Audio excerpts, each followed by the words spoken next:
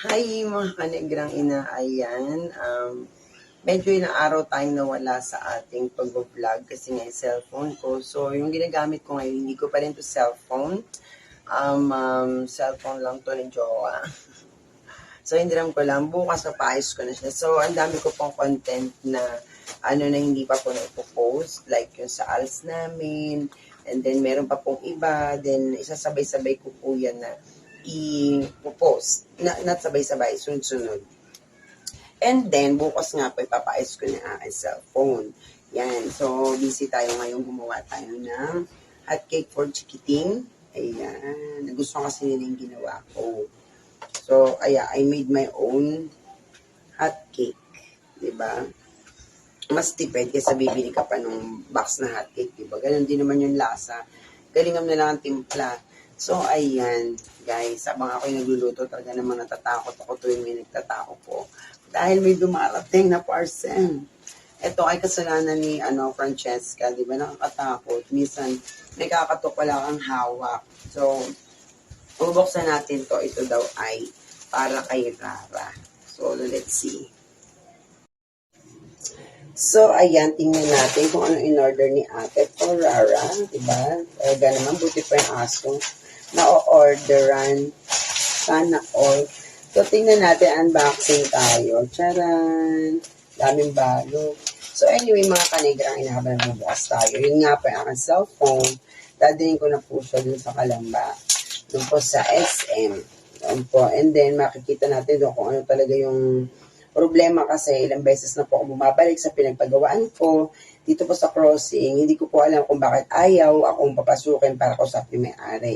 Ang concern ko lang po kasi yung quality ng camera pumangit. Then I think na hindi po yung tamang LCD yung nilagay doon sa aking phone. Yun yung punduda ko. And then bukas pupunta tayo sa talagang mga pinaka-expert na tagagawa ng cellphone. Then we will ask ano ba talaga naging problem. Kasi lahat talaga naging problema siya.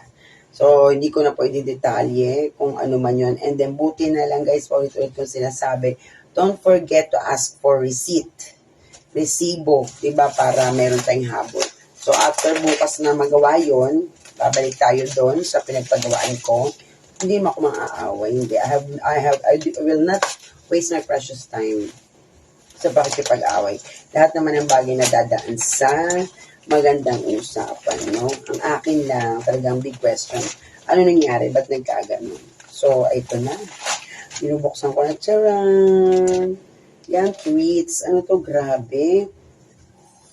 Ito, kasi Japanese yun nakasulat. So, basahin natin, no? Peshitono. Peshitono Oyatsu.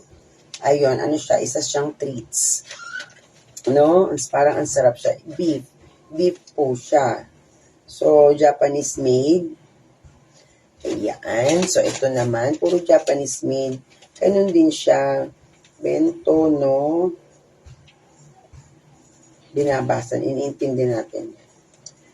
Bento, no? Kuro merendo. Diba? Dati kasi talagang sobrang nakakabasa ng Japanese. Ngayon, kasi, inaano ko siya, talagang nire-recall ko siya. Pento, no? Kuro merendo. Anyway. Diba, para siyang toothbrush, pero treat siya. Oh. Tingnan nyo naman. Tapos ito yung isa. Ayan yung isa. Buti pa yung aso, may treats. Ito naman, ay para siyang beef jerky. See, pak, diba? Para siyang beef jerky. Pero napapansin ko, isa-isa, pare-pareho nakasulat. Ayun, Dakara Oishi. So, ayan, Dakara Oishi, nakasulat. Di ba po? Kaya daw masarap. Yun. Grabe si Rara. Spoiled brat. So, ayan, guys. And then, meron pa. There's more. Wow, looks like chocolate. Na pang doggy. Oh, murang-mura lang yan, guys. Kontakin nyo ako pag gusto nyo ng dog food. Ang mga treats, diba? Ito naman parang Korean. So, hindi siya lahat. Korean nga siya. Hindi siya Japanese. Next, what is this? Ito yung talaga yung favorite ni Rara. Gusto ni Rara to. Sarap na sarap siya dito. Ayan. Diba, tatlo yan. Merong chicken and spinach, chicken and goat milk, and then, what's this? Chicken and sweet potato. So, ito po, minsan hinalo ko sa rice niya. Minsan ganyan lang. Kasi nga, napag-alaman ng aking anak na pag ang aso daw lagi pinapakain ng rice, ay laging, binubulate ang doggy. So, ayan, to avoid bulabulate, diba, binila niya ng mga treats si Rara ng tamang foodie. Ayan, spoiled, diba, sana oil. Ayun, Dahil pala order ako to pag nagkita kami ni Teo, papasalubungan ko si Teo ng ganito. Charan. So, ayan na po mga kanigrang ina.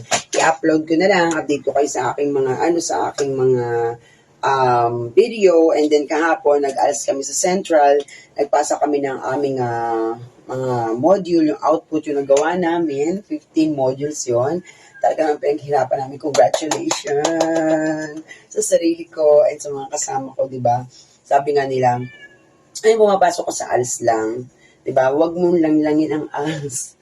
Dahil mas mahirap mag-ALS kaysa mag-everyday na pumasok. Kasi talagang napakaraming module. Yung maluloko ka kasi naglilinis ka ng bahay, nag-aalaga ka ng bata, nagluluto ka.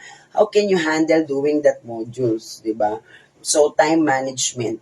Ako sa gabi ko siya ginagawa. Or minsan habang nakasalang yung labahin ko, nagsusulat ako para naman mabawas-bawasan, diba? Siyempre, nakakaya naman, always tayong late sa module. And hindi lang yung always late kasi kahit pumayag si Sir Shera na late ang module mo, ikaw din ang mahihirapan.